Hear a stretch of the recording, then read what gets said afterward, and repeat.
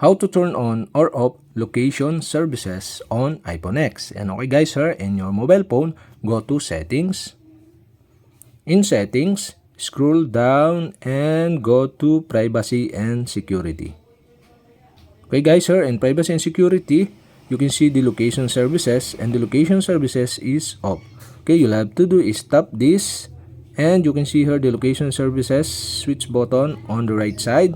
So to turn on, you'll have to do switch on switch button on the right side. And okay guys, we have successfully turned on. And to turn off again, you'll have to do is switch off the switch button on the right side, and the pop-up below are show, and tap the turn off button.